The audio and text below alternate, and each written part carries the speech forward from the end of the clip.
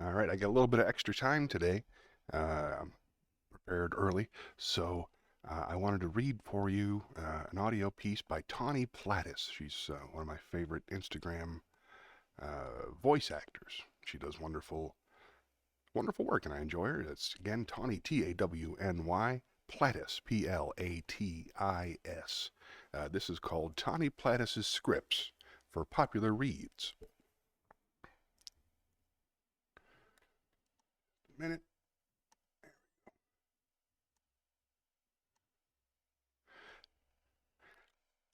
When doing text-to-speech, you have to maintain a consistent and clear tone so the program can read anything, which gets really weird in recording sessions when you're saying words taken from shocking news headlines. This read's called an attached casual conversational. It's supposed to sound like a real person talking when they're just mindlessly scrolling. This is called a bright read. You'll usually hear this when big department stores want you to know that they have denim for the entire family. This is a warm read. And you'll hear this when someone is trying to make you feel emotional about animals, coming home for the holidays, or anything else to make you just a little misty-eyed. I call this the John Krasinski conversational read, and it's supposed to be when you're supposed to sound like a guy. Some people might call it the chatty read, and some might hear little local flavorings here and there. This also works in a more traditional read when it's supposed to sound like you're just talking to a friend. The authoritative tone is the one we use when we want you to trust us because we're confident professional leaders in our field. We're scientists, we're doctors, and we know what we are talking about.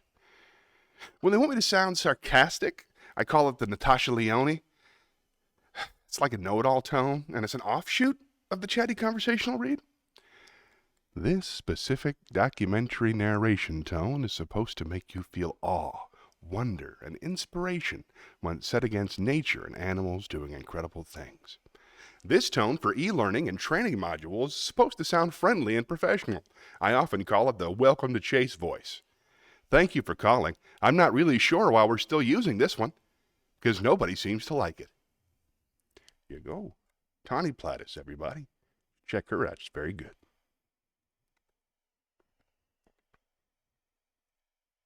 We're doing on time.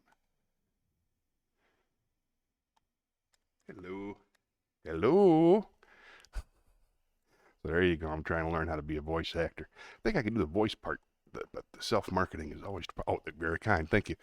But the marketing is always problematic. Being a voice actor is kind of the same thing as being a comic. You have to constantly produce stuff and put it out there nowadays. Well. Anyway, I got lots more voice acting coming up in 10 minutes. This is fun. Do you do any visual art? I mess around a little bit with AI and I mess around a little bit with Photoshop, and I enjoy them both. Oh, there it is. Hey, you know what? This is fun. I can explain what these things are. See that last one?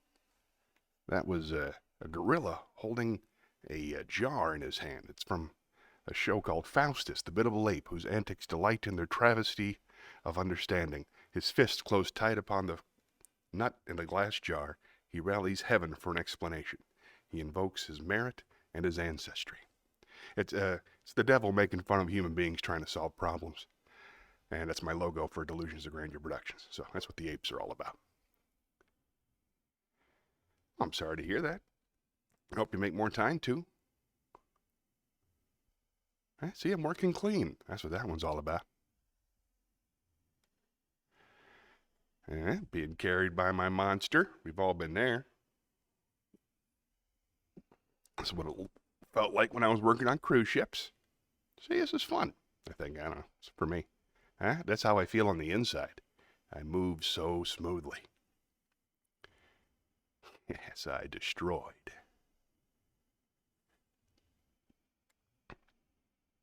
I just like that happy guy. I don't know why he's on the list. I try not to make art of skinny people.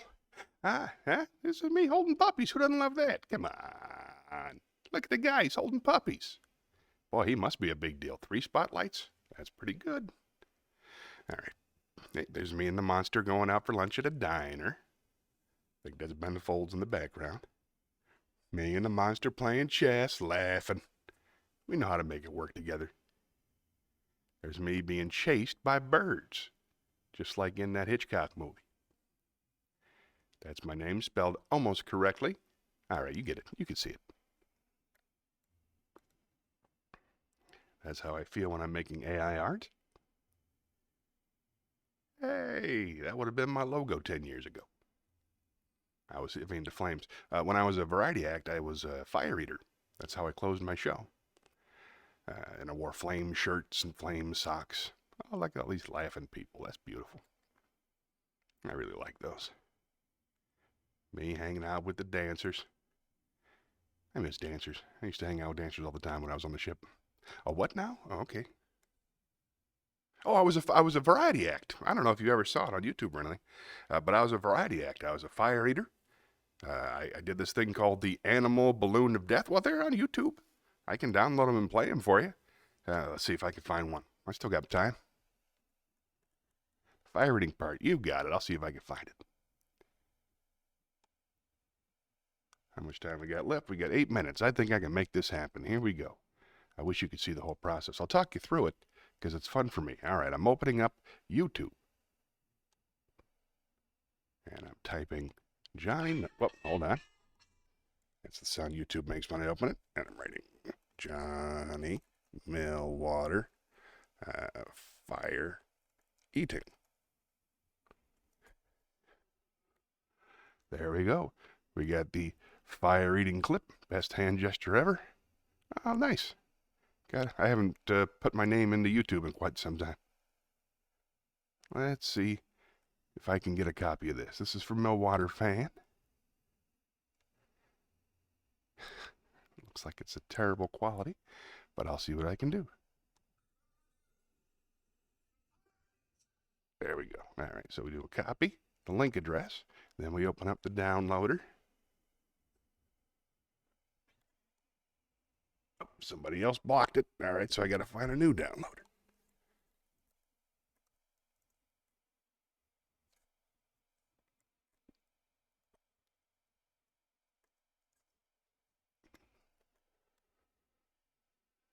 This one's called Publer. Let's see how that works. Free tool by Publer, P-U-B-L-E-R. All right, so I go there. Then go to allow my cookies. They love my cookies. All right, so paste the URL. Download. And away we go. This is fun.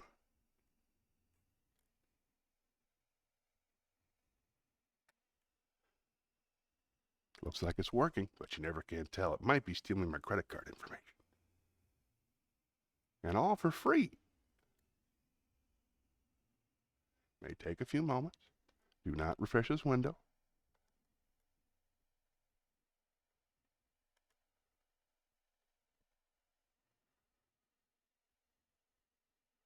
All right, save to my device.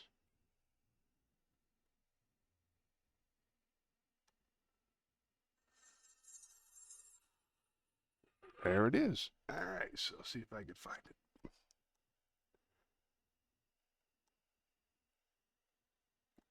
And then I will move that to here.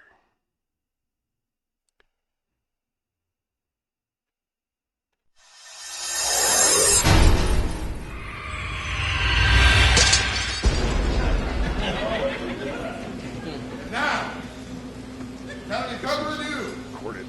The fire-eating trick of death. Everybody had a camera. Takes a lot of concentration.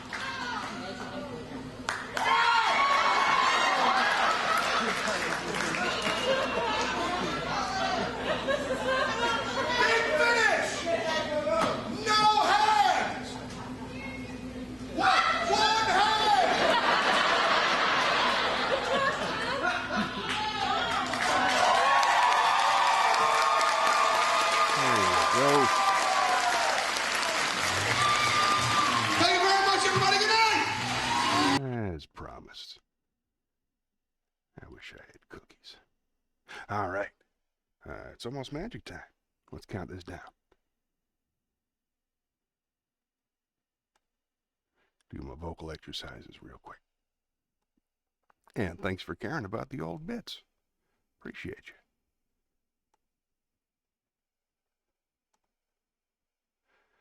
Let's do. There we go.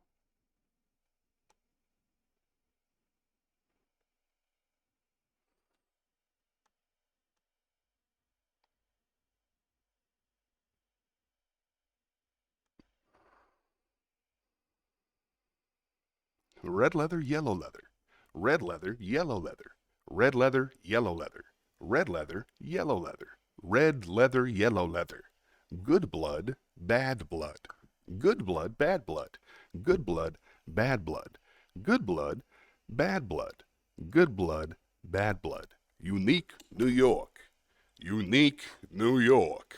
Unique New York. Unique New York. Unique New York. Unique New York. Unique New York.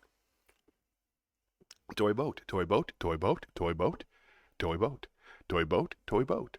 11 benevolent elephants. Everybody, 11 benevolent elephants. Just the ladies, 11 benevolent elephants. How about the Republicans? 11 benevolent elephants. The black bug bled black blood. The black bug bled black blood. The black bug bled black blood. The black bug bled black blood. The sixth sick sheep's sick. The sixth sick sheep's sick. The sixth sick sheep's sick. The sixth sick sheep's sick. Peggy Babcock. I slit the sheet I slit, and on the slitted sheet I sit. I slit the sheet I slit, and on the slitted sheet I sit. I am a thistle sifter. I have 7 sieves of unsifted thistles, and 7 sieves of sifted thistles, for I am a thistle sifter. Excuse me. Amidst the mists of fiercest frosts, with barest wrists and stoutest boasts, he thrusts his fists against the post, and still insists he sees the ghost. Oh, what to do tonight today? Oh, what to do tonight today? At a minute or two to 2. A thing distinctly hard to say, but harder still to do. For they'll beat a tattoo at 20 to 2, a rat-a-tat-tat and a tat-a-tattoo, and the dragon will come when he hears the drum. At a minute or two to 2 today. At a minute or two to 2. She stood on the balcony, inexplicably mimicking him hiccuping, and amicably welcoming him in. She stood on the balcony, inexplicably mimicking him hiccuping, and amicably welcoming him in. She stood on the balcony, inexplicably mimicking him hiccuping, and amicably welcoming him in. Every single syllable I speak upon the stage has been specifically scientifically selected to stimulate the sections of your cerebrum that set and sustain a certain satisfying psychological state. Hey, let me walk you through our Donnelly nut spacing and crack system rim riding grip configuration. Using a field of half-C sprats and brass-fitted nickel slits, our bracketed caps and splay-flexed brace columns vent dampers to dampening hatch depths of 1/2 meter from the damper crown to the spur plinths. How? Well, we bolster 12 husk nuts to each girdle jerry, while flex tandems press a task apparatus of 10 vertically composited patch handlers. Then, we pin flam-fastened pan traps at both maiden apexes of the gym joist. 1 hen. 1 hen, 2 ducks. 1 hen, 2 ducks, 3 squawking geese. 1 hen, 2 ducks, 3 squawking geese, 4 corpulent porpoises. 1 hen, 2 ducks, 3 squawking geese, 4 corpulent porpoises, 5 limerick oysters. 1 hen, 2 ducks, 3 squawking geese, 4 corpulent porpoises, 5 limerick oysters, 6 pairs of Don Alfonso's tweezers. 1 hen, 2 ducks, 3 squawking geese, 4 corpulent porpoises, 5 limerick oysters, 6 pairs of Don Alfonso's tweezers, 7,000 Macedonian warriors in full battle array, 8 brass monkeys from the ancient sacred crypts of Egypt, and 9 apathetic, diabetic, sympathetic old men on roller skates with a marked propensity for procrastination and sloth. All right, it's magic time. Hi, Shayna. Here we go.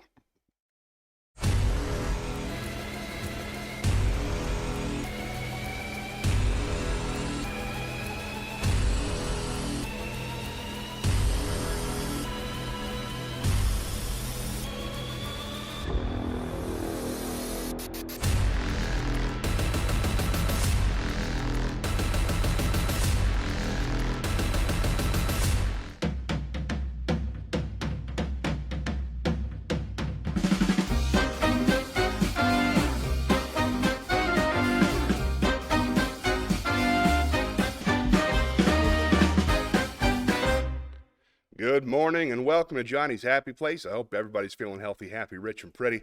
I am very happy to be doing the stream today, although I've been feeling a little bit off my game for a couple of weeks, this week especially. Past couple of days have been tough. I'll tell you all about it, I'm sure. Hope you're doing well. I've been hanging out a little bit with Consequently. It's good to see you again. Your buddy came and visited us a couple of weeks ago, believe it or not. I was very happy to see him too, Yorick, and I hope you're doing well. How are things up in Connecticut? It must be crazy snowing. We got a little bit of snow. Shayna and I here in Charlotte, North Carolina, we got some snow one night, about Friday night. And they canceled school on Friday morning, just in case. And it was beautiful. It wasn't really, really thick. It was just enough. It was sort of a frosting. But it was exciting. It was fun for the kids to see and play. So that was kind of a rose for this week. That's how great it is living in Charlotte. Snow is a rose. How about that? How are you guys doing this week? You all right? Missed you. I'll tell you what, let's get started. It's not much is going on in the chat, so we'll have some fun. Meet me in the chat chalet, huh? If anybody's tuning in for the first time, it's pretty simple. You put your comments in the chat down there below. It shows up on my screen. You ask questions, I answer them. Or you talk about what you want to talk about. I read it, and then I give my opinion if I have one. And quite often, I don't. So, no technical issues. I'm so glad you're back. I hope you're okay. Did you see the fire eating part? If not, I'll send you a link next time. Or I could just play it again, as a matter of fact, because I have the button all set. So, hope everybody's well. Today's theme is about perseverance. I came up against a bit of a challenge this week, and I don't want to talk about it too much for personal reasons. But it made me want to quit my cruelty-free show, and it made me want to quit stand-up comedy in general for a while. And I fought through it, and I think I want to keep making the cruelty-free show, but generally on principle, because of perseverance. So I collected a whole bunch of stuff this week about perseverance. Let's get started. Why don't we? Say hi to each other, catch up. I hope you all are doing well. Why don't you meet me at the wheel? Never mind. Forget the wheel. It's all a joke. Got a bunch of jokes this week. All right. Most of them are terrible. This is going to be fun. All right, here we go. Here we go. This is going to be great.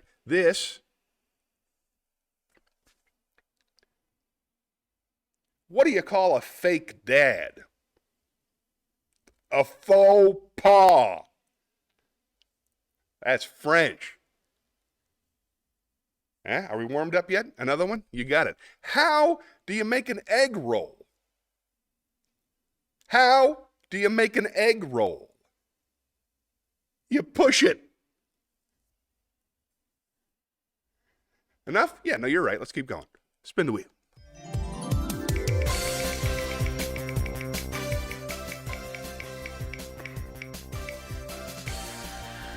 Pros! Meet me at the pros. All right, let's go to the pros library. I got all kinds of good stuff. Dad's not here yet. So I'm going to read, I picked out two George Carlin pieces. I think I'm going to read the shorter one for you, Shayna. I think you'll enjoy it. And this is an interesting piece because it makes me honestly believe, that maybe George Carlin was a serial killer. While he was traveling the country doing comedy, perhaps he was also killing people and hiding their bodies when he had time. That's my own personal theory. I've never heard anybody else say it. I don't know if it's true. But this piece that he wrote in his book led me to believe that's the case. So this is How to Be a Serial Killer by George Carlin. Let's see if I can find it. Nope. Nope.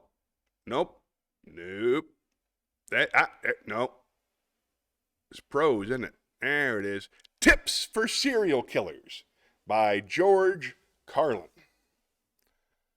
Make sure it looks good.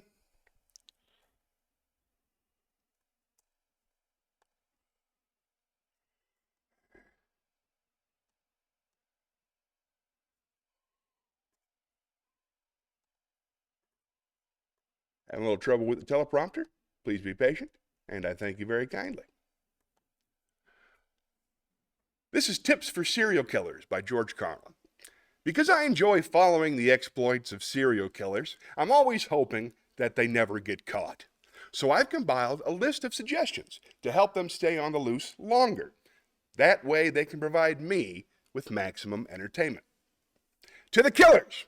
If you're looking for some form of perverted attention and publicity, I can't help you. But if you just want to kill a lot of people one by one, I'm your guy. Here's how you can maximize the time it will take the police to apprehend you. Make sure your victims are not all the same types. Kill a variety of people: tall, short, rich, poor, male, female, young, old, but don't kill them in any particular order. Do 2 old men in a row, then do a young woman, then a teenage boy. Mix blondes and brunettes and long hair and short. And don't bother with prostitutes, huh? Vary the types of locations where you grab your victims and vary the times of day. Try to do the work in heavily populated areas where there are more murders to begin with. If at all possible, travel around the country and kill each victim in a different state. Never kill 2 people in the same city within a year. And don't travel in a straight line. Randomness is your greatest ally. Kill each of your victims in a completely different manner. Do some really weird ones, and then do some ordinary ones. Sexual, non-sexual. Ritual, non-ritual. Don't specialize. Patterns are your enemy. Dispose of the bodies as far from the murder sites as possible. Always at least 100 miles. Bury some, burn some, and dissolve others in lime and acid. If you encounter any chance witnesses to any part of the killings or the disposal, they should be killed with a minimum of fuss. And be sure to dispose of them separately. When driving to the murder or especially the disposal sites, be careful not to break the law or have an accident. Use cash for everything. Don't stay in hotels. Drive a late model van type vehicle you can sleep in, and don't park it where police might be expected to patrol. Have a large food supply and eat in the vehicle. If possible, change vehicles after every murder. Don't write notes to the police or taunt them in any way. It's dumb. Don't save newspaper clippings. In fact, don't even read the newspaper accounts. Don't keep souvenirs from any of the victims. Start watching the CSI shows on CBS and the Law and Order shows on NBC. Every now and then, you will pick up some piece of information that will help you avoid mistakes. Be smart and stay alive.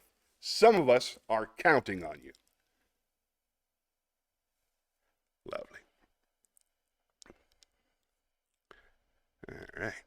See what I missed in the chat? This is fun. Do you really truly think George Carlin was a serial killer? I think it's possible. You heard the details of that piece, and I know he traveled constantly into his old age. I think it's possible. All my other heroes have turned out to be monsters. Except for Mr. Rogers. He's still cool. But yeah, some good tips, right? That's very well organized. He's a smart guy. All right, let's spin the wheel.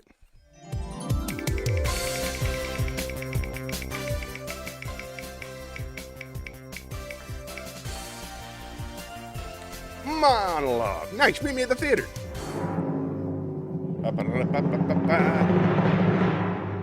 Lights. Lights. Lights. Okay, good. I like that part. All right. Next up, we got a monologue. Oh, I got one that you sent me, and I got a couple on my own. Let's see. Let's start with the one you gave me. This is Donny's Eulogy from The Big Lebowski. You may remember that Donny, who was Walter's friend, and I don't think anybody else could even see, had died of a heart attack outside the bowling alley. So they got him cremated. They put him in a can from Ralph's, and they took that can from Ralph's up to a beautiful hill in the burning mountains. It wasn't burning at the time, but in the beautiful mountains of Los Angeles. And this is by Walter. Even though I look like the dude, I'll be playing the part of Walter. So let's give it a shot. Here we go.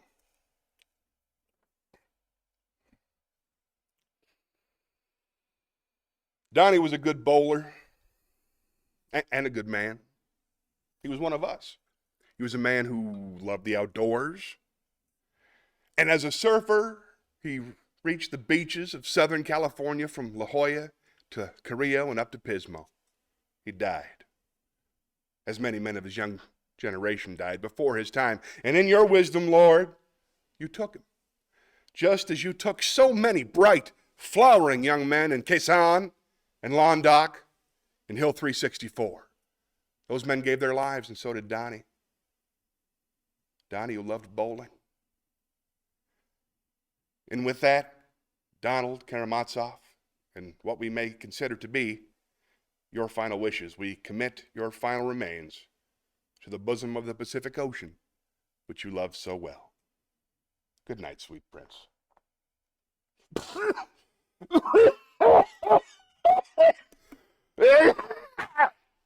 Oh, I'll do that in post. There you go. Great movie. I love the Coen brothers. And just a quick shout out. If you enjoy the Coen brothers as much as I did, Joel Coen made a solo movie on his own called Drive Away Dolls. And it's excellent. It's really, really good. And it didn't get a lot of press. It's on Prime. Drive Away Dolls stars Margaret McQualley from The Substance. She's fantastic in it. All right. So nothing new. We got new tips. I don't think I see anything new since then. Let me double check. There we go. Videos of that. What happened to make you quit? Good, good, good. We're all in. All right. Let's spin the wheel.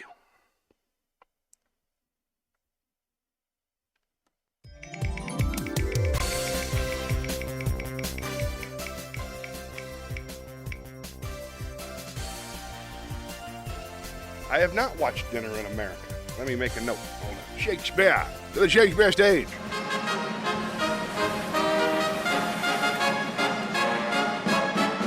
I have a separate phone from the one I'm using to record now, so I can actually do this. Send a text to Johnny Millwater. Watch me. Which one? It's me. Which one? Siri's trying to get fired. Send a text to Johnny Millwater.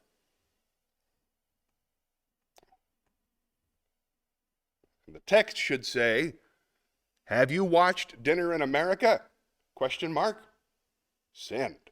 All right. I'm not familiar with Dinner in America. I've had Dinner in America many, hundreds, maybe even thousands of times, but I've never seen a movie, Dinner in America. What's it about? How did you enjoy it? Love to hear it. Tell me more. Oh, Shakespeare. Nice. We got some Shakespeare stuff going on. Let's do a sonnet before Dad shows up, all right? This is Sonnet 47 by William Shakespeare.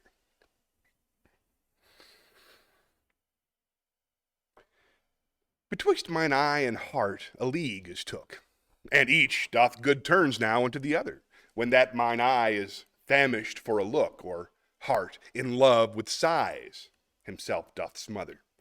With my love's picture, then my eye doth feast, and to the painted banquet bids my heart. Another time mine eye is mine heart's guest, and in his thoughts of love doth share a part. So either by thy picture or my love, thyself away art, resent still with me. For thou, not farther than my thoughts canst move, and I am still with them, and they with thee. Or if they sleep, thy picture in my sight awakens my heart, to my heart and eyes' delight. Yeah. I will watch it. Which one? Ooh. Groovy. And on the Lamb Rocker and a young woman obsessed with his band go on an unexpected and epic journey together through the decaying suburbs of the American Midwest. Sounds like my kind of movie. I like that. I'll see if I can check that out. Got a lot of movies this week, too, so I saw a lot of good stuff. Have you watched Patriot yet? I cannot recommend Patriot enough. So good. So good. We're doing a monologue from Patriot later. Let's spin the wheel.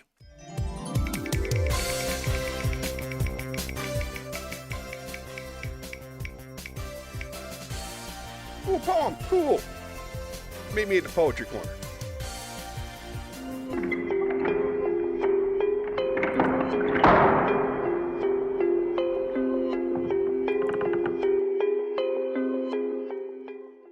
All right, this is one by Sylvia Plath, spelled Plath, of course. This is called I Am Vertical by Sylvia Plath.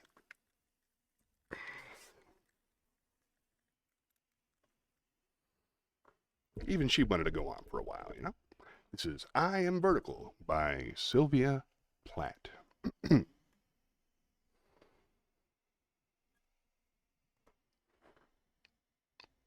I am vertical, but I would rather be horizontal.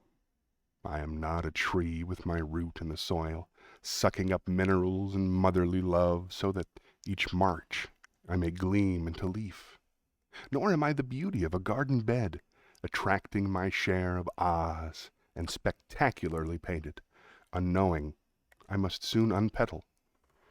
Compared with me, a tree is immortal, and a flowerhead not tall, but more startling, and I want the one's longevity, and the other's daring. Tonight, in the infinitesimal light of the stars, the trees and flowers have been strewing their cool odors. I walk among them, but none of them are noticing. Sometimes I think that when I am sleeping, I must most perfectly resemble them. Thoughts gone dim. It is more natural to me lying down. Then the sky and I are in open conversation, and I shall be useful when I lie down finally. Then the trees may touch me for once, and the flowers have time for me.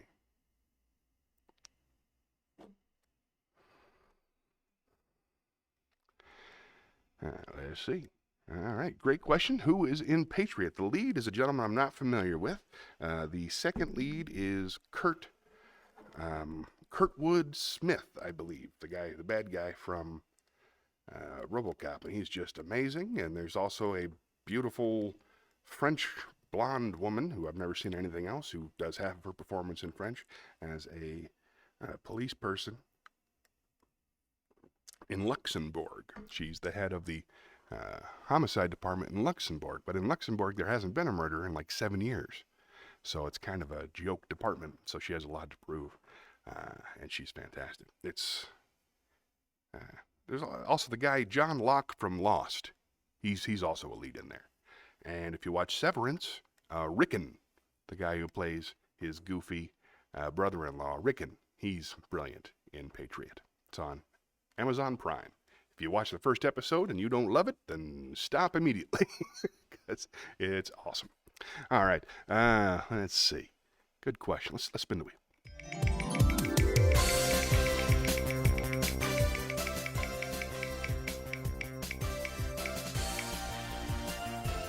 Nice. Zen Coens. Okay, this is interesting. This is fun. Meet me at the campfire. Now, this is very exciting for me. I want to share something with you, and I don't know if anybody except Shayna is still in here. Shayna knows this because she was here last week when we did it. Thanks for coming back, Shayna. I sure do appreciate you. We have finished the 100 Zen Koans, which are the teaching tools in Zen Buddhism. 100 Zen Koans. I had a list. I've read every single one of them for the good folks here twice. So I went digging to find some other things, and I found other Buddhist parables, and I think those will be what I share during this time. So this is Buddhist Parable 001. Fate is in our hands. In a long time past, there was an old monk who, through diligent patience, had attained a certain degree of spiritual penetration. He had a young novice who was about 8 years old. One day, the monk looked at the boy's face and saw that he would die within the next few months. Saddened by this, he told the boy to take a long holiday and go and visit his parents. "Take your time," said the monk. Don't hurry back, for he felt the boy should be with his family when he died.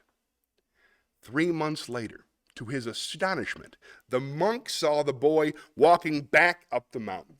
When he arrived, he looked intently at his face and saw that the boy would now live to a ripe old age. "Tell me everything that happened while you were away," said the monk. So the boy started to tell of his journey down from the mountain. He told of villages and towns he passed through, of rivers forded and mountains climbed. Then he told how one day he came upon a stream in flood. He noticed, as he tried to pick his way across the flowing stream, that a colony of ants had become trapped on a small island formed by the flooding stream. Moved by compassion for these poor creatures, he took a branch of a tree and laid it across the flow until it touched the little island. As the ants made their way across, the boy held the branch steady until he was sure all the ants had escaped to dry land. Then he went on his way. So, thought the old monk, that is why the gods have lengthened his days. Compassionate acts can alter your fate. And conversely, acts of viciousness can adversely affect your fate. Yay! I'm learning stuff. Let's spin the wheel.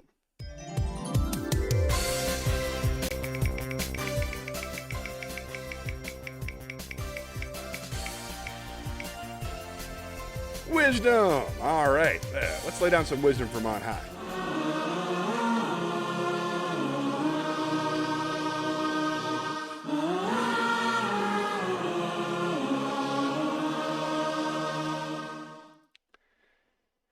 Here's some wisdom from a smart fella named Walter Elliott.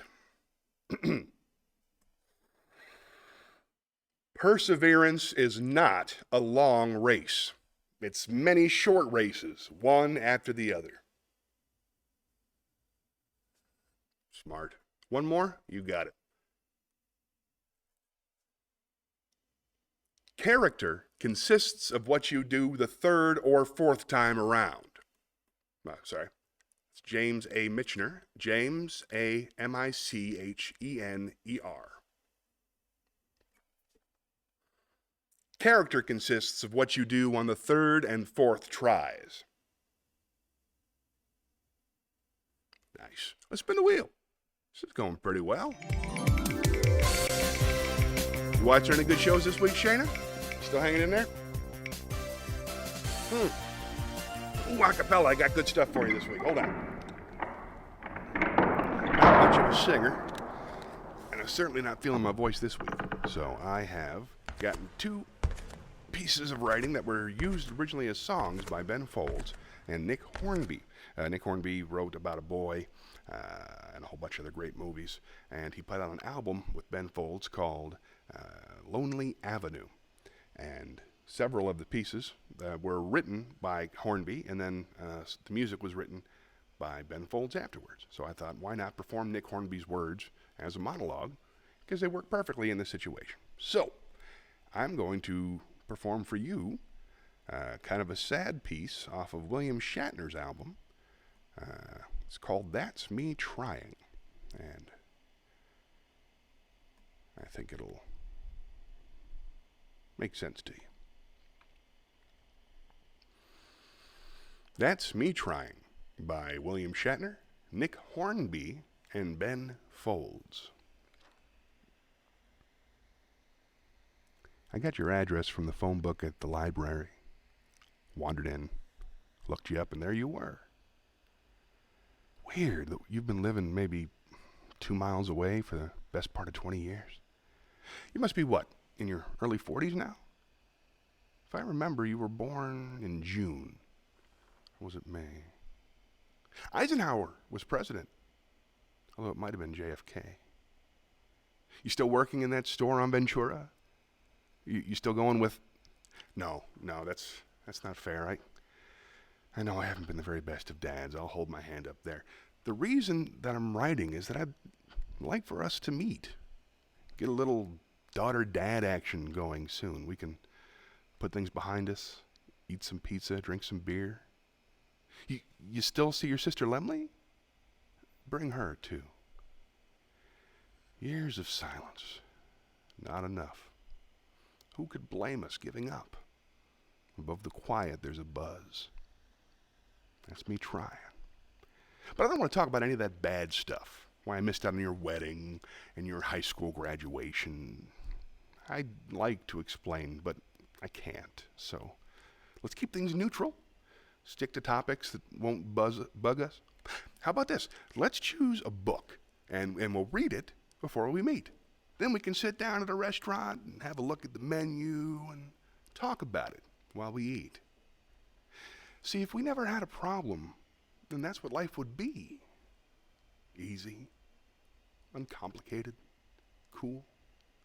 So let's just pretend the past didn't happen. I don't really like thrillers as a rule. I want to know if I've got grandchildren. No need to tell me where I went wrong. I don't want to know what happened in your 30s. You want to try Cold Mountain? Or is that too long? It's beautiful. Beautiful. Ooh, I felt that deep. Wow, that was nice. We'll get there. Yeah, now's as good a time as any. Yeah, let's go. We'll do Roses and Thorns right now. Meet me at the talk show desk. Not the chat chalet. Here we go.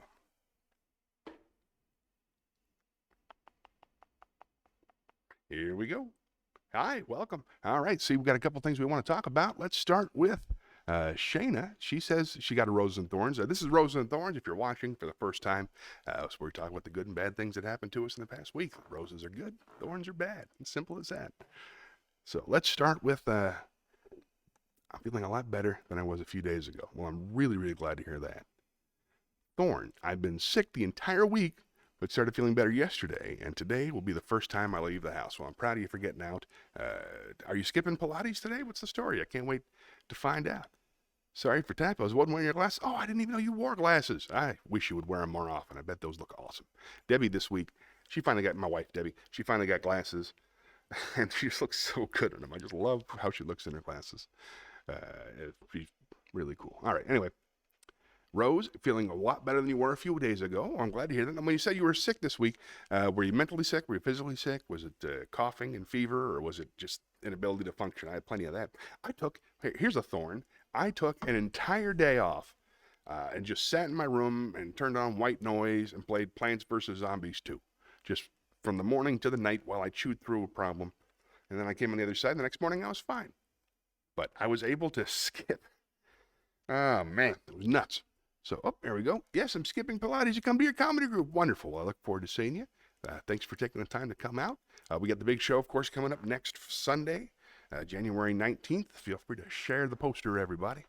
We'll get the word out. Physically sick. Oh, all right. At least that when you're over, you know? Mental stuff, it's hard to tell when it's still going. Tell you what, let's see, that's plenty for me. Let's spin the wheel some more. What do you say? Oh, wrong button.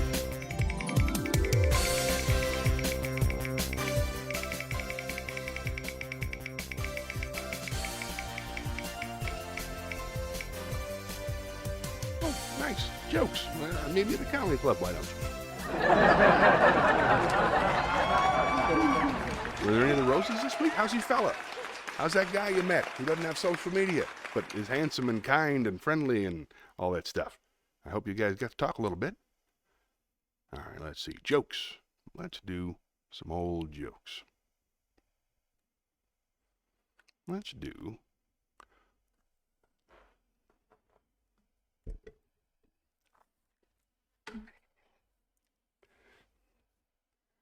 Why did the pony ask for a glass of water?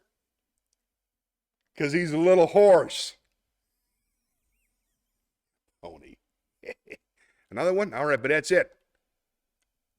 What kind of fish knows how to perform an appendectomy? A sturgeon. That doesn't make any sense at all, but there it is. One more.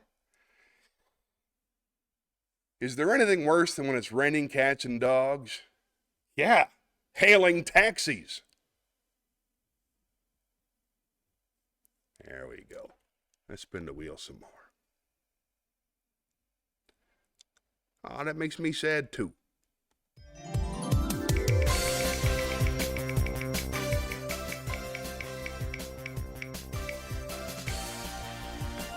Pros! All right, meet me back in the pros. Hope Dad's okay. Picked this out for him as well. This is our second piece of George Carlin. I believe it is the 5th or 6th. Not once. All right, here, let's see this. The love interest that I was told you about last week didn't show me much attention this week, and it made me sad. I'm very sorry to hear that. Truly am. And not once did he say he hoped I felt better, nor did he ask if I needed any help. Plus, he completely didn't text me a couple days at all.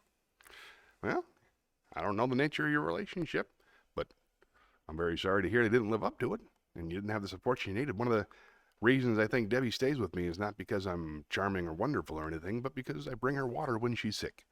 That's one of the things she always lists. When she's sick, I bring her water. It was a prime opportunity to show me that he cared about me. Very well put. Very well put.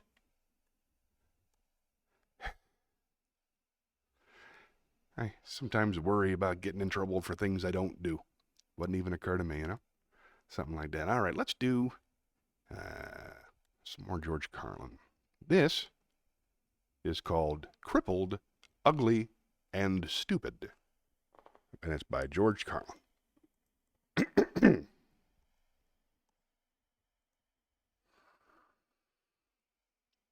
In an earlier book, Brain Droppings, I wrote some things about politically correct language, but left out a few areas. I neglected 3 important groups of people who have had this awkward, dishonest language inflicted on them by liberals. I omitted those who are crippled, ugly, and stupid. And so, to address these earlier omissions, I would like to make a brief return to that playground of guilty white liberals, political correctness. Political correctness is America's newest form of intolerance, and it is especially pernicious because it comes disguised as tolerance. It presents itself as fairness, yet attempts to restrict and control people's language with strict codes and rigid rules. I'm not sure that's the way to fight discrimination. I'm not sure silencing people or forcing them to alter their speech is the best method for solving problems that go much deeper than speech. Therefore, those among you who are more politically sensitive than the rest of us may wish to take a moment here to tighten up those sphincter muscles, because I'm going to inject a little realism into the dream world of politically correct speech, especially the words we use to describe one another. Perhaps you've noticed that when the politically correct liberal rule makers decide to rename groups of humans they view as victims, they begin by imparting a sense of shame to that group's existing name. And so, somewhere over the years, the word cripple has been discarded. No one mentions cripples anymore. That's because, in yet another stunning attempt to stand reality on its head, cripples have been assigned a new designation: the physically challenged. The use of physically challenged is an obvious attempt to make people feel better. The idea being, as long as we can't cure these people, let's give their condition a more positive name, and maybe it'll distract everyone. It's verbal sleight of hand. The same is true of the ungainly phrase, differently abled. I believe that if a person is going to insist on using tortured language such as differently abled, then he should be forced to use it to describe everyone. We're all differently abled. You can do things I can't do. I can do things you can't do. Barry Bonds can't play the cello. Yo-Yo Ma can't hit the curveball. They're differently abled. It should be explained to liberals, patiently, that crippled people don't require some heroic designation. It's a perfectly honorable condition. It appears in the Bible. Jesus healed the cripples. He didn't engage in rehabilitative strategies to improve the conditions of the physically disadvantaged. Can't these liberals hear how unattractive this language is? How poorly it sits on the ear. Personally, I prefer plain, descriptive language. For instance, and this is just a suggestion that will bother some, but I'm serious about it. Why don't we just call handicapped people defective? We don't mind talking about birth defects. We don't flinch from that. We say, Gunther has a birth defect. Isn't that a concession to the fact that people can be defective? Then what will be wrong with calling those people the physically defective? At what point in life does a person with a birth defect become a person who is differently abled?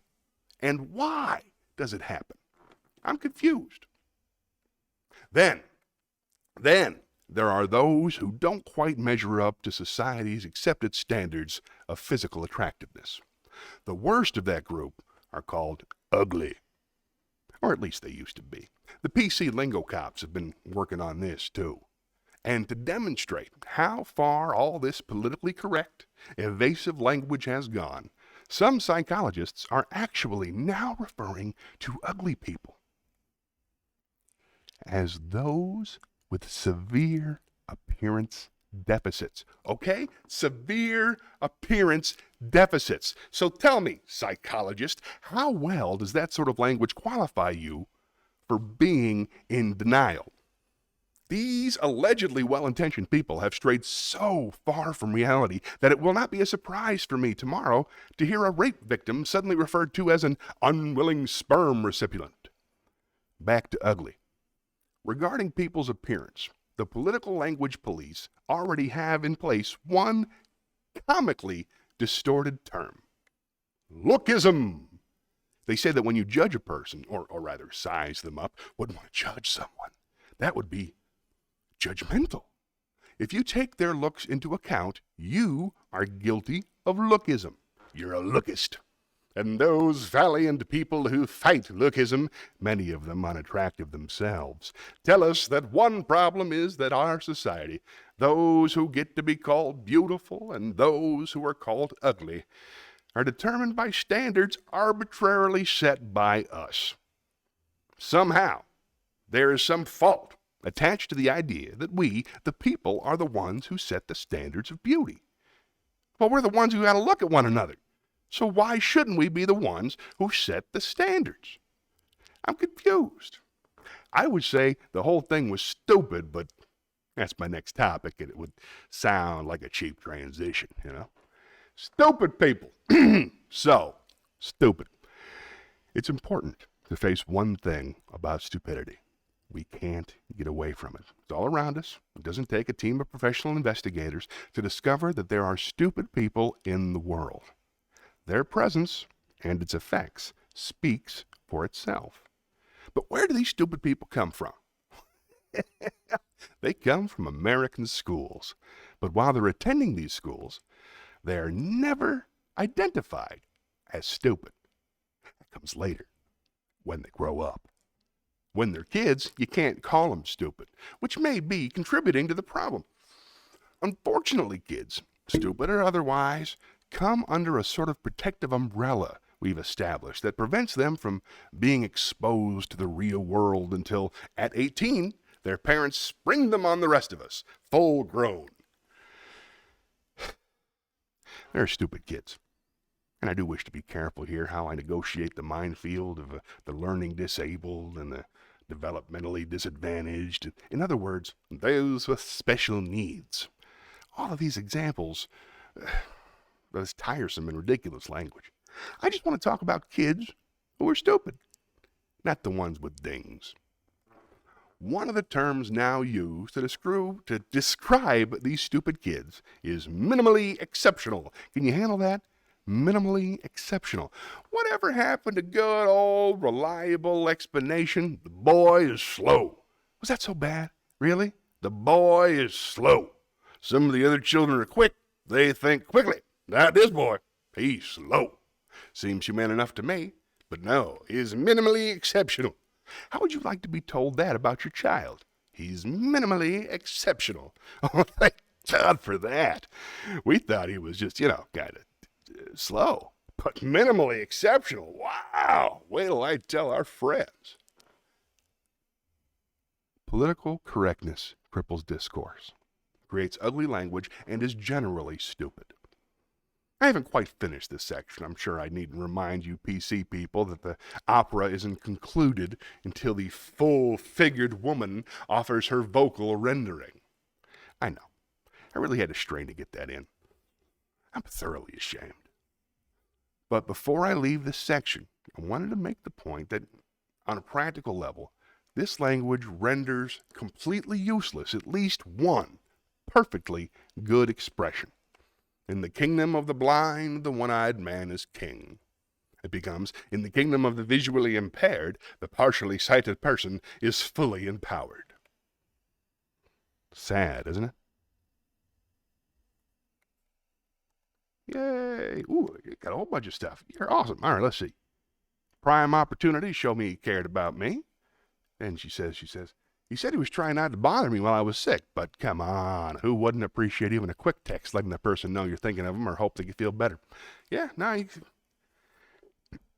I'm very sorry to hear that. Yeah, but of course, something nice, just a little thing, thinking about you. Tag, something like that. I didn't know you were sick, or I would have sent you a text. Get off my soapbox. It bothered me because I thought he seemed like we were developing mutual romantic feelings toward each other, but yeah, sigh. Right? Hey, of course you can vent. That's what you're here for. Thanks for coming, Shayna. Thanks for sharing your feelings with me. I'm always curious. I guess I shouldn't have let myself get so excited about this one. I feel like Charlie Brown with the football every single time. It's been a long time, I guess, but I feel you. It's got to be tough out there. Not apologies again for TMI. It's not TMI. It's what makes the show good. Thanks for sharing with us. If you were starting to date somebody, wouldn't you message her every day when she was sick, checking in on her? Depends on the relationship. If it's early on and we haven't had like 3 dates, then it comes across as kind of stalky and needy. And I should know because I'm stalky and needy. But if you're already in a relationship, then absolutely. If Debbie's sick, I'd send her 3 texts a day. But I wouldn't send you 3 texts a day because we don't have that kind of relationship, I think. Hey! Thanks for watching there, Ruinous Runaway. Great name for an ad. There we go. 19 years. Wow. That's all right then. I don't know what to tell you. It doesn't sound like you did the right thing to me. Well, I know. Let's spin the wheel. What do you say?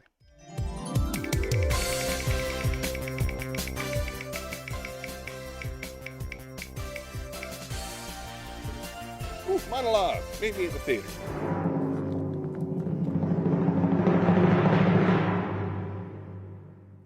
All right. Let's do. I got 2 monologues. Okay, I'm going to do this one. All right. I was watching Patriot. I love Patriot. And there's a monologue in Patriot, this monologue right here, that I think is very, very, very. I just said that was good. Anyway, this is particularly triggering if you misunderstand where it's coming from. This is a military training on how to deal with guard dogs when you're dealing with a mission. And the person who is doing the training is somebody who I think hates dogs and is definitely very, very stupid. So it's a dumb guy training a smart guy how to defend himself against attack dogs in a military situation. So I just do this. You guys talk about dating, and this has a lot of cursing. I love it. Here we go. There's no real dogs being hurt. Just keep that in mind. Never really hurt a dog unless it was trying to kill me. Here we go. This is How to Fight a Dog from Patriot by Stephen Conrad. Stephen with a V. All right, man versus dog. My advice, open your mind. Each of you weighs an average of, 180 pounds? Your average dog is 80 pounds, man. So if you fought an 80-pound dude, you spend half of it laughing and all of it fucking that little motherfucker up. So, approach it like you're fighting a weird little 80-pound man with powerful jaws. Let's talk technique. One that works well, Simply allow your dog opponent to clamp down on a lesser used limb, like, say, your left arm, which allows you 4 minutes to beat the fucking shit out of them with your advantaged right hand. KO. You guys know what that is? Knockout. Brain damage. That's what KO fucking means. You render their fucking brains damaged until they lose consciousness. So fight the fucking dog like a fucking dog and go right at his ass and let him bite a lesser limb. Then knock the little motherfucker out by punching him in the fucking little dog head where his little fucking dog brain is. They're trained to take you down, so I'm training you to take them down. Which I pretty much guessed I just did. All right, please turn to page 9, and we'll learn how to knock a woman unconscious with a bicycle. That was fun. The character wasn't there. And then it became one near the end. That was fun. Dating is tough. It was tough when I knew it. I'm glad you're still here, consequently. Thanks for watching. Consequently, sorry.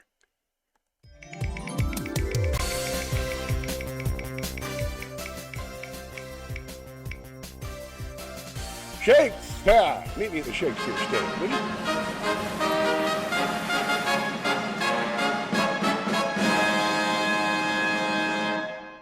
Now this one's tricky because it's from a play that I haven't seen. This is from Troilus and Cressida, Troilus, and Cressida, Cressida, and it's spoken by Ulysses, and I hope you enjoy it. It's about perseverance.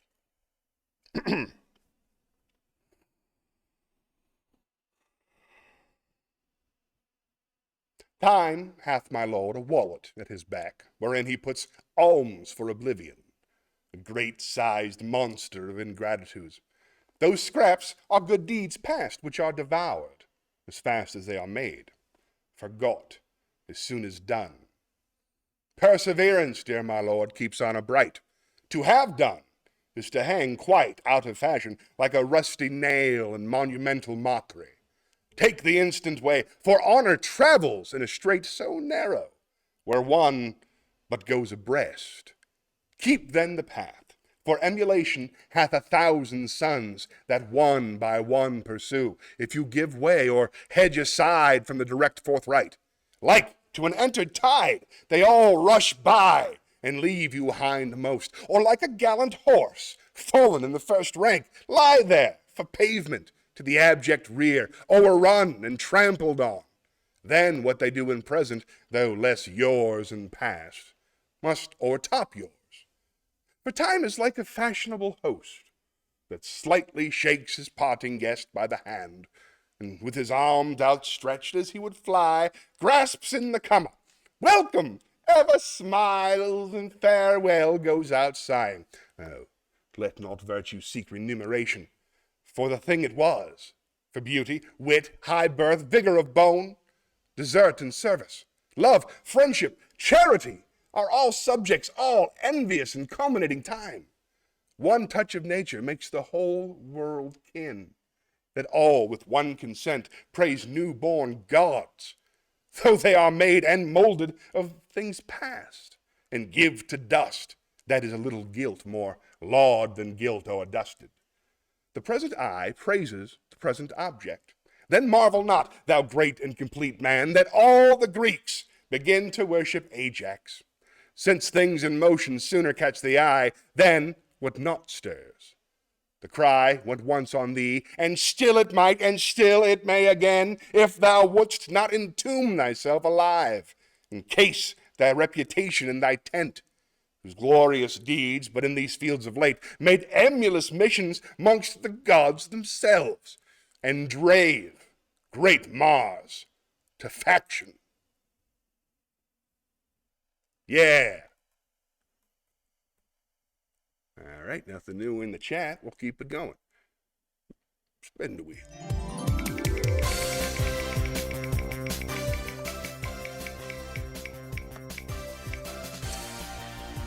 poem, all right. Meet me at the Poetry Corner.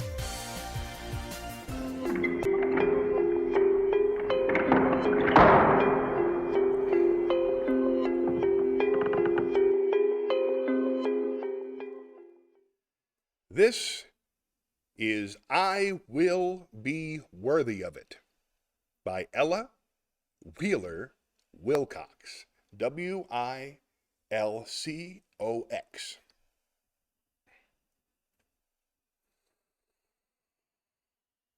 If I may not reach the heights I seek, my untried strength may fail me, or halfway up the mountain peak, fierce tempests may assail me. But though that place I can never gain, herein lies the comfort for my pain. I will be worthy of it. I may not triumph in success despite my earnest labor. I may not grasp results that bless the efforts of my neighbor. But though my goal I never see, this thought shall always dwell with me. I will be worthy of it. The golden glory of love's light may never fall on my way. My path may always lead through night like some deserted byway. But though life's dearest joy I miss, there lies a nameless strength in this. I will be worthy of it. Like that one. I've got a new way of finding poems now. It's been kind of fun for me. Rather than picking out my favorite poems, I've gotten through all those and I got them listed. Now I just type what I want the show about. Today was about perseverance. I looked at 5 or 6 poems and I picked the 2 I liked the best. So if you're interested, that's how today's show's going. Let's spin the wheel.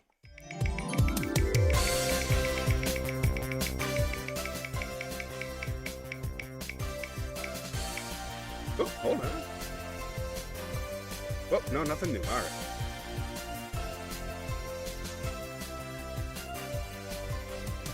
What do we got? Zen going. Maybe at a campfire.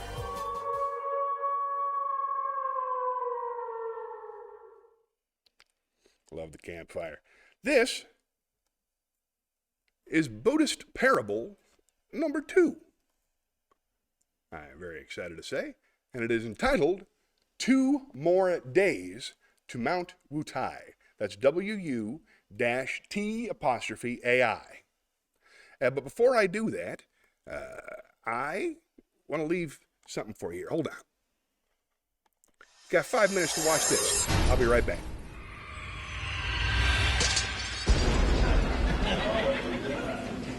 Now, without any further ado, the fire-eating trick of death. Takes a lot of concentration.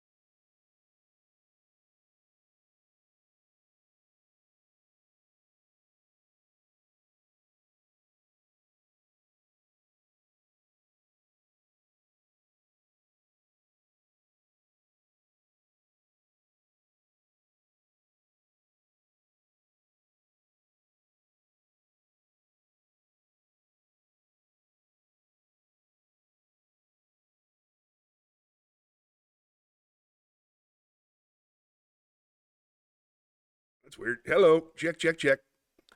Dag nabbit, I didn't know you were still there. I'm embarrassed. Let's do it again. I like this one. This is Parable 2. 2 more days to Mount Wutai. Spelled W-U-T/A-I. Manjusri, M-A-N-J-U-S-R-I. Here we go. Long ago in Tang, China, there was an old monk going on a pilgrimage to Mount Wutai, the abode of Manjusri, the bodhisattva of wisdom. Aged and weak, he was treading the long, dusty road alone, seeking alms along the way. After many months, one morning, he gazed upward and saw the majestic mountain in the distance. By the roadside, there was an old woman working the field. "Please tell me," he asked, "how much longer I must proceed before reaching Mount Wutai?" The woman just looked at him, uttered a guttural sound, and returned to her hoeing. He repeated the question a second and a third time, but still there was no answer. Thinking that the woman must be deaf, he decided to push on. After he had taken a few dozen steps, he heard the woman call out to him, 2 more days! Get to the mountain in 2 more days! Somewhat annoyed, the monk responded, "I thought you were deaf. Why didn't you answer my question earlier?" The woman replied, "You asked the question while you were standing put. I had to see how fast your pace was, how determined your walk." A cultivator is in the same position as the old monk in this story. As he practices the Dharma, seeking to help himself and others, he sometimes wonders why no one comes to his assistance. However, others may simply be trying to assess him, to gauge his strength and determination. This process can take 5 years, 20 years, or even a lifetime. Therefore, seekers of the way, do not be discouraged, but forge ahead. There we go. Thank you so much for the heads up, Shayna. I really appreciate it. All right, let's spin the wheel.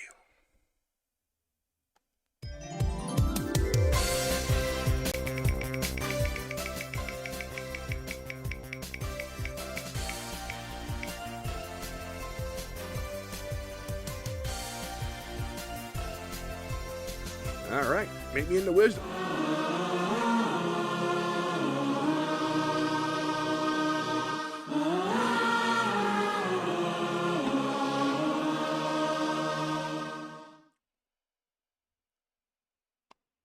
This is another nice short one. Ooh, look at that.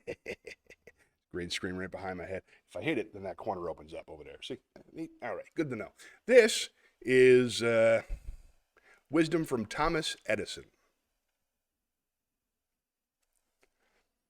Our greatest weakness lies in giving up. The only certain way to succeed is to always try just one more time. Good advice. One more time. Will do. Let's spin the wheel.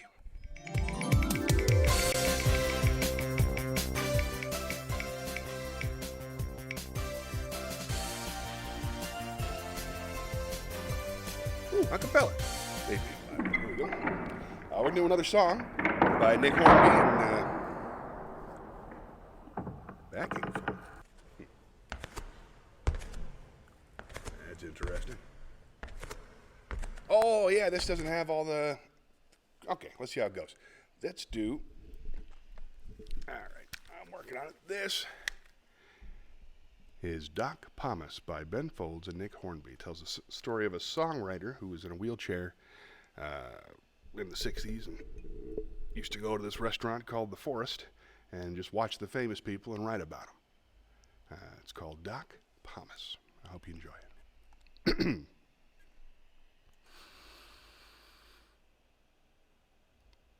Man in a wheelchair in the lobby of the forest with frighters, hustlers, hard-up millionaires, mobsters, cops, whores, pimps, and Marxists. All human life is there. Man in a wheelchair listens to the chatter and writes down all the insane crap he hears. He can't move around, but it doesn't really matter. In the forest, all you need is eyes and ears.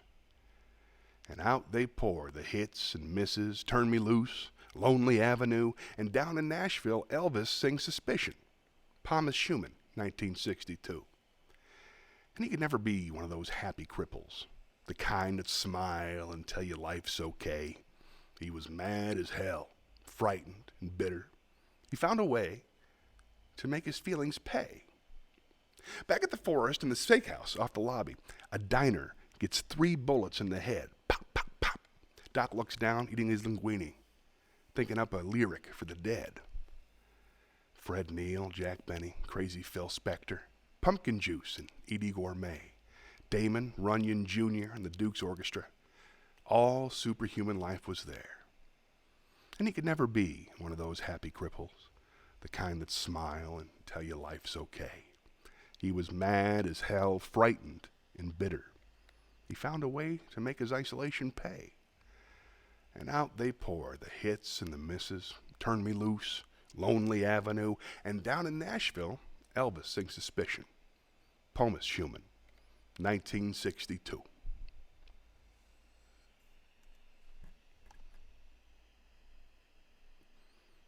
All right. Well, we did the Roses and Thorns. I think I skipped a monologue somehow.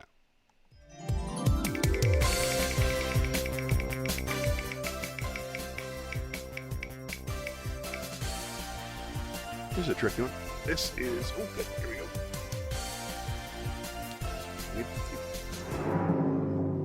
All right, I'm excited about this one. This is a fun challenge. This is from King of Comedy, a wonderful movie made starring Robert De Niro and Jerry Lewis by the unforgettable Martin Scorsese. It's about a crazy person who doesn't understand how stand-up comedy works, who kidnaps the host of a late-night talk show, a guy named Jerry, and then holds him hostage to be able to perform comedy on his show. And this is the comedy routine that he performed that night while Jerry was tied up back at his house. It's a big challenge. Hope you enjoy it. Here we go. This is going to be great. This is Rupert Pupkin's comedy monologue from The King of Comedy by Robertson. Good evening, ladies and gentlemen. Let me introduce myself. My name is Rupert Pupkin. I was born in Clifton, New Jersey, which was not at that time a federal offense. Is there anyone here from Clifton? Oh, good. We can all relax now. I'd like to begin by saying my parents were too poor to afford me a childhood. But the fact is that no one is allowed to be poor in Clifton. Once you fall below a certain level, they exile you to Passaic. My parents did put the first 2 down payments on my childhood, don't get me wrong. But they did also return me to the hospital as defective. But, like everyone else, I grew up in large part thanks to my mother. If she were only here today, I'd say, "Hey, Ma, what are you doing here? You've been dead for 9 years." But seriously, you should have seen my mother. She was wonderful. Blonde, beautiful, intelligent, alcoholic. We used to drink milk together after school. Mine was homogenized. Hers was loaded. Once they picked her up for speeding. They clocked her doing 55. All right, but in her garage? And when they tested her, they found out that her alcohol had 2% blood. But we used to joke together, Mom and me, until the tears would roll down her face and she would throw up. Yeah, and who would clean it up? Not Dad. He was too busy down at O'Grady's, throwing up on his own. Yeah, in fact, until I was 13, I thought throwing up was a sign of maturity. While the other kids were off in the woods sneaking cigarettes, I was hiding behind the house with my fingers down my throat. The only problem was I never got anywhere. Until one day my father caught me. Just as he was giving me a final kick in the stomach for luck, I managed to heave all over his new shoes. That's it, I thought. I've made it. I'm finally a man. But as it turns out, I was wrong. That was the only attention my father ever gave me. Yeah, he was usually too busy out in the park playing ball with my sister Rose. But today, I must say thanks to those many hours of practice, my sister Rose has grown into a fine man. Me, I wasn't especially interested in athletics. The only exercise I ever got was when the other kids picked on me. Yeah, they used to beat me up once a week, usually Tuesday. And after a while, the school worked it into the curriculum. And if you knocked me out, you got extra credit. There was this one kid, poor kid, he was afraid of me. I used to tell him, hit me, what's the matter with you? Don't you want to graduate? Hey, I was the youngest kid in the history of the school to graduate in traction. But you know, my only real interest, right from the beginning, was show business. Even as a young man, I began at the very top collecting autographs. Now, a lot of you are probably wondering why Jerry isn't with us tonight. Well, I'll tell you. The fact is, he's tied up, and I'm the one who tied him. Well, I know you think I'm joking, but believe me, that's the only way I could break into show business, by hijacking Jerry Langford. Right now, Jerry is strapped to a chair somewhere in the middle of the city. Go ahead, laugh. Thank you. I appreciate it. But the fact is, I'm here. Now, tomorrow, you'll know I wasn't kidding, and you'll think I was crazy. But look, I figure it this way. Better to be king for a night than schmuck for a lifetime. Thank you. Thank you.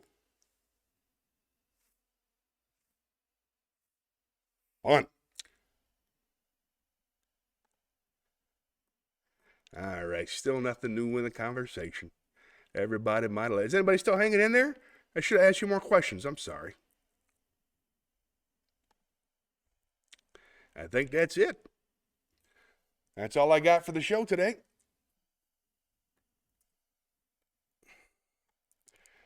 And since there's nobody else to talk to, I'm going to wrap it up. Thank you so much for... Oh, there you are. Hi, Shayna. Let's go to the talk show desk.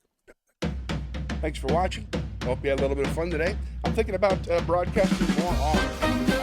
I'm trying to get more involved with things that involve just me.